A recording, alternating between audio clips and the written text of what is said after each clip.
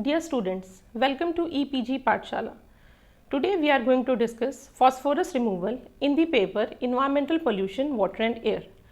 Phosphorus is the main key component which is present in the wastewater. In the municipal wastewater, phosphorus is present 5 to 20 mg per liter, out of which 20 to 25% is present in the organic form and rest is organic. In addition to this, phosphorus is also contributed by the synthetic detergents. So, the problem of phosphorus is of the environmental concern present in the wastewater. To remove this phosphorus from the wastewater, the technologies which are available are chemical treatment plants, biological treatment plants and membrane processes. In chemical treatment plants, these metallic salts like calcium, salts of aluminium and salts of iron, they are used to precipitate out the soluble phosphorus which is present in the wastewater.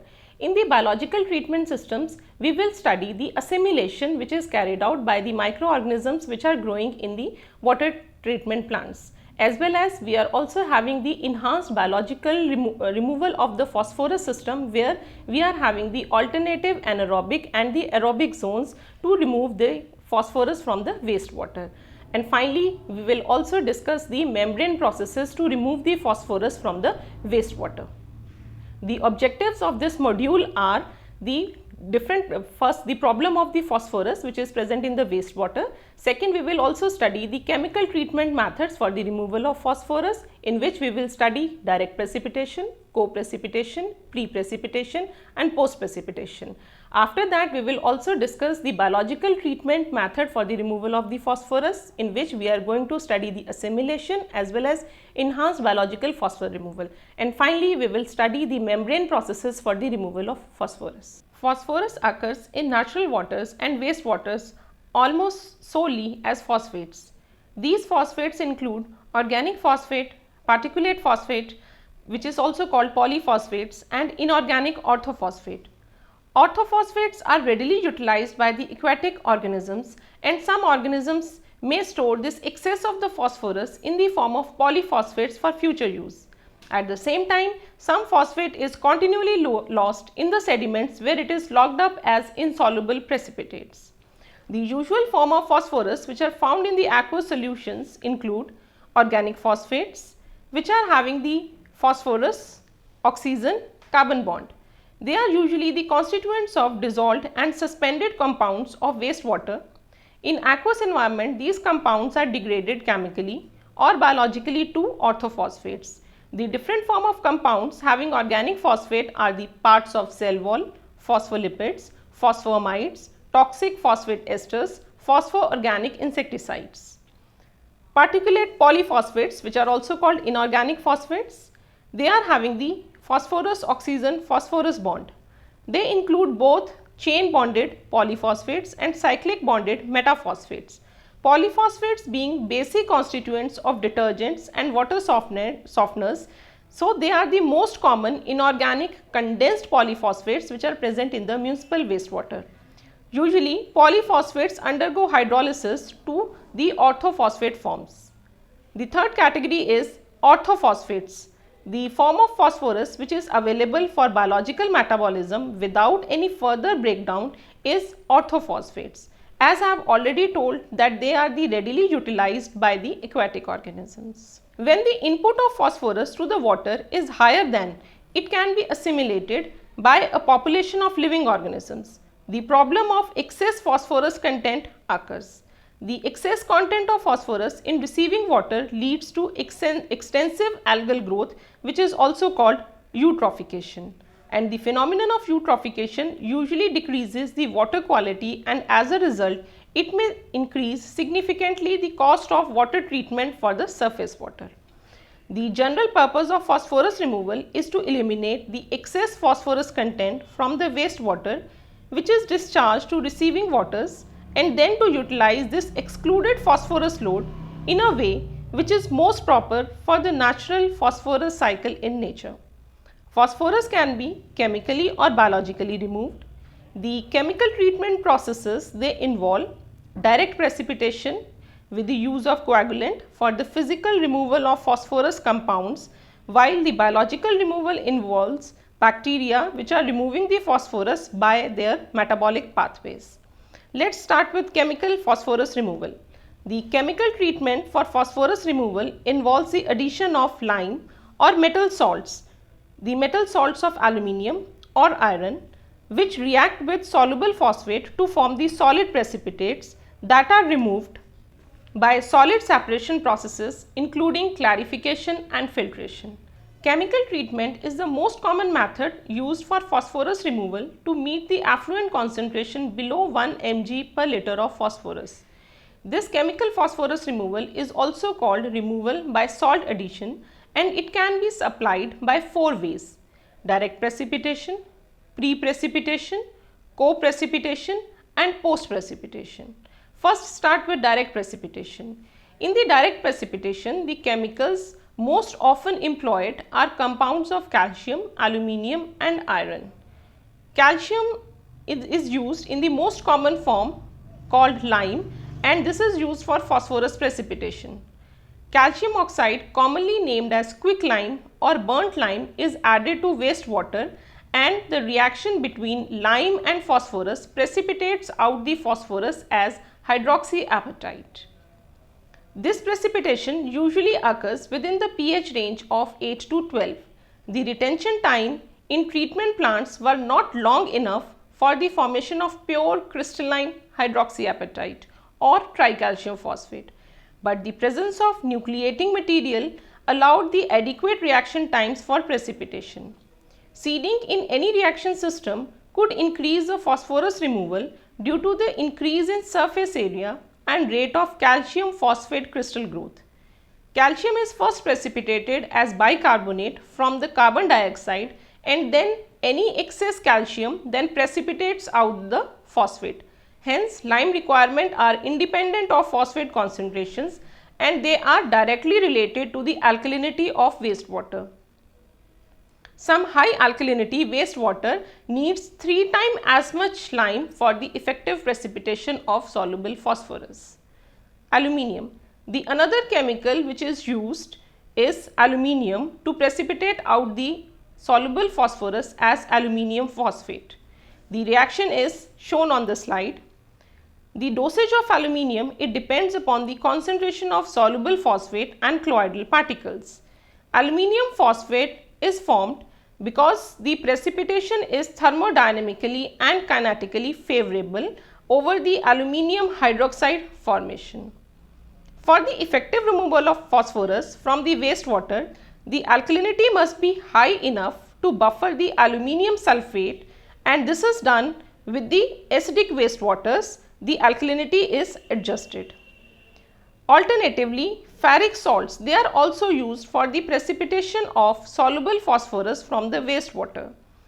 Iron in the ferrous form can be used only if it is first oxidized to ferric form, because ferric form of the iron forms strong complexes with pyrophosphate and polyphosphates, which are then probably removed by adsorption onto ferric hydroxophosphate surfaces. Now, starting with pre-precipitation process. Now, in the pre-precipitation process, the treatment of the raw wastewater is done where the coagulant is added before the primary sedimentation.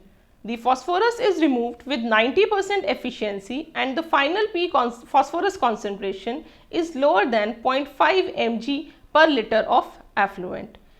The chemical dosage for the phosphorus removal is the same as the dosage needed for organic matter removal, as well as the removal of suspended solids, which are also the main part of these chemicals.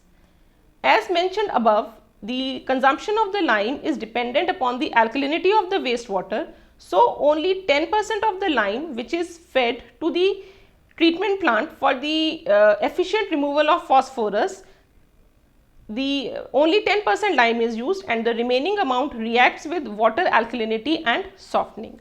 The third process is co-precipitation, and this process is particularly suitable for active sludge plants where the chemicals are fed directly in the aeration tank or before it.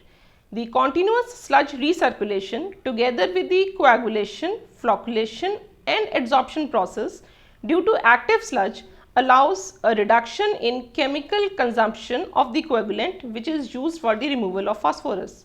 Moreover, the cost for the plant are lower since there is no need for extra big post precipitation ponds. In this process, the chemical added are only iron and aluminium. Lime is added only for the pH correction. Lower cost and more simplicity makes this process more economically viable, and the concentration of the phosphorus after the treatment is below 85% of the total phosphorus. The phosphorus concentration in the final effluent is about 1 mg per liter. But the another disadvantage in this process is biological and chemical sludge is mixed, so they cannot be used separately in the next stage, and bigger sedimentation tanks are needed than the activated sludge processes. Fourth, the post precipitation process. The post precipitation is a standard treatment of secondary effluent treatment, and this process usually involves the metallic reagents for the removal of phosphorus. It is the process that gives the highest efficiency in phosphorus removal. The efficiency can reach up to 95%, and phosphorus concentration in the effluent can be lower than 0.5 mg per liter. This post precipitation process gives also a good removal of suspended solids that escape the final sedimentation of the secondary process. This process also guarantees the better purification efficiency even if the biological process is not efficient for some reason. The chemical action is stronger since the previous biological treatment had converted part of the organic phosphates into orthophosphates. But the disadvantage of the process are high cost of the treatment plant because the big ponds and mixing devices they are needed, and sometimes the effluent is too dilute.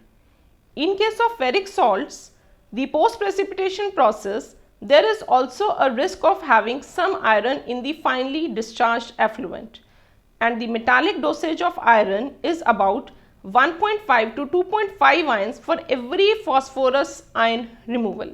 Initially, the techniques used for phosphorus removal were all based on physical chemical treatment methods, especially the addition of metal salts or lime. This results in precipitation of metal phosphorus complex such as ferric phosphate, calcium phosphate, apatite and struvite.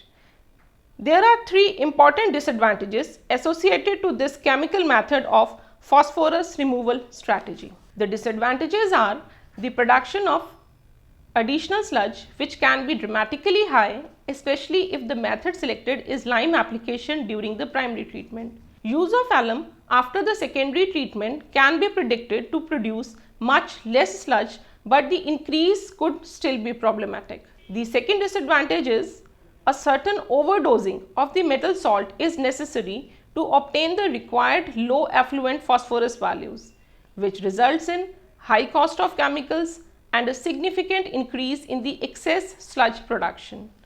The third disadvantage is the accumulation of ions may seriously restrict the reuse possibility of the effluent. So, after the chemical treatment process, the another alternative we are having for the removal of phosphorus from the wastewater is biological treatment processes. Several biological suspended growth processes have been used to accomplish the biological phosphorus removal. In the biological removal of phosphorus, the phosphorus which is present in the influent wastewater is incorporated into the growing microbial cell biomass. The principal advantage of biological phosphorus removal are reduced chemical cost and less sludge production as compared to chemical precipitation. The commonly employed biological processes for phosphorus removal include assimilation and enhanced biological phosphorus removal. Let's start with assimilation. Phosphorus removal from the wastewater has long been achieved through biological assimilation, which is the incorporation of phosphorus as an essential element in the biomass, particularly through growth of photosynthetic organisms like plants, algae, some bacteria and cyanobacteria. Traditionally, this was achieved through pond processes which contain planktonic or attached algae, rooted plants or even floating plants. which will use this phosphorus which is present in the influent water and metabolize it into their own biomass. The land application of effluent during the growing season has also been used for the removal of phosphorus, and constructed wetlands are also a well established practice to remove the phosphorus present in wastewater. In all these cases, however, it is necessary to remove the net biomass growth in order to prevent the eventual decay of this biomass and re-release of the phosphorus into the wastewater. The second biological process includes enhanced biological phosphorus removal.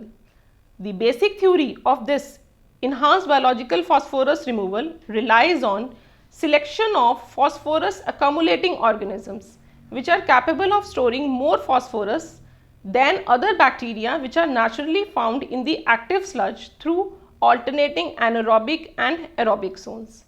Some aqueous microorganisms which have this phosphorus accumulating ability are Acinetobacter, Arthrobacter globiformis and Klebsiella pneumoniae. These microorganisms can store an excess amount of phosphorus compounds within an intracellular compartment. The configuration of enhanced biological process phosphorus removal is comprised of an anaerobic tank reactor where the nitrate and oxygen are absent, followed by the aerobic sludge activated tank.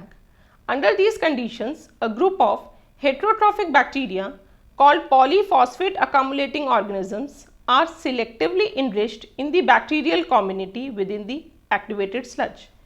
These bacteria accumulate polyphosphate in large quantities as an energy reserve in their intracellular granules, and the removal of phosphorus is said to be enhanced.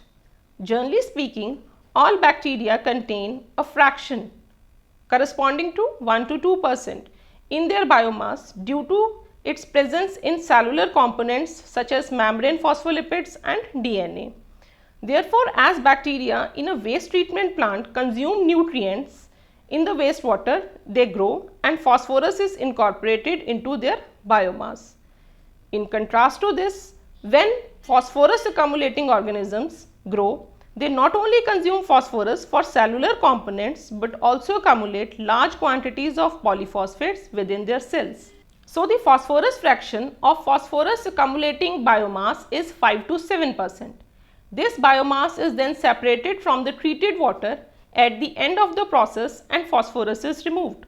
If phosphorus accumulating organisms are selectively enriched by the enhanced biological phosphorus removal configuration, considerably more phosphorus is removed as compared to the relatively poor phosphorus removal in the conventional activated sludge systems. The low level of the phosphorus in the effluent less than 0.1 mg per liter is achieved with minimal addition sludge production and at the modest cost. The removal of organic contaminants, nitrogen and phosphorus can all be achieved in a single system. Although it can be challenging to achieve very low concentration of both nitrogen and phosphorus in such system, but yes, this EBPR, this is a much better treatment process for the removal of phosphorus. Since the potential of EBPR depends upon successful cultivation of phosphate accumulating organisms which require three conditions for the growth: excess of phosphate in the wastewater, alternating aerobic and anaerobic condition, and availability of particular type of organic carbon which is called volatile fatty acids. Now, you can very well see in the diagram, under anaerobic condition, these phosphorus accumulating organisms accumulate the volatile fatty acids and store them as polyhydroxyalkanoates, and orthophosphate is released outside the cell. Then in the aerobic condition, these phosphorus accumulating organisms then grow on the stored organic material, that is polyhydroxyalkanoate, and the energy released from its oxidation is used to form polyphosphate bonds in the cell storage.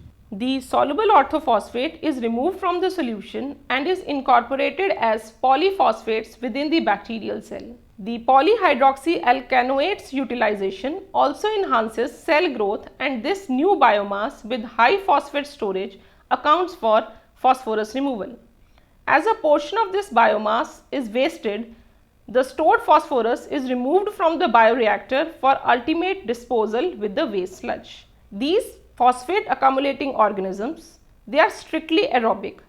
They are selected by having an upfront anaerobic zone in an activated sludge type of biological treatment process. These microorganisms are able to compete with other aerobes under these conditions because of their ability to sequester a fraction of available organic material under the initial anaerobic conditions, while outcompeting the anaerobes because of much higher energy yield from the aerobic versus fermentative metabolism. The phosphate in EBPR is removed in the waste activated sludge, which might have 5% or more of the phosphorus in form of dry weight as compared to 2 to 3% in non-EBPR sludges. Simultaneous removal of the biological nutrients has also been observed in these treatment systems. Now you can see this graph, which is between the retention time and the concentration changes of BOD and soluble phosphorus. The trend of BOD shows decrease of the decrease of BOD with increasing retention time, and the trend of soluble phosphorus is that it increases in the anaerobic region and then it decreases in the aerobic region of the EBPR reactor, and finally the excess of the phosphorus is removed from the wastewater. In addition to the chemical treatment processes and the biological treatment processes, now we are also having the membrane processes which are used to remove this phosphorus from the wastewater. So, membrane technologies have been of growing interest for wastewater treatment in general and most recently for phosphorus removal in particular. In addition to removing the suspended phosphorus, these membrane processes can also remove dissolved phosphorus. Membrane filtration is used as the liquid solid separation method in the membrane bioreactors, and these membrane bioreactors are the system to capture solids and result in a very low level of phosphorus in the treated water. Membrane bioreactors are becoming the advanced solution for water reuse as freshwater demands continue to increase and environmental contamination of the drinking water sources is a big concern. Membrane bioreactors, which incorporate membrane technology in a suspended growth secondary treatment process or tertiary membrane filtration process and reverse osmosis systems, they all have been used in full scale with good results.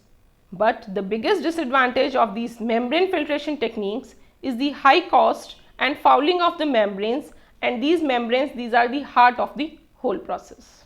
To sum up, we can say the presence of phosphorus is a serious environmental concern, and we are having different treatment processes by which we can remove this phosphorus from the effluents.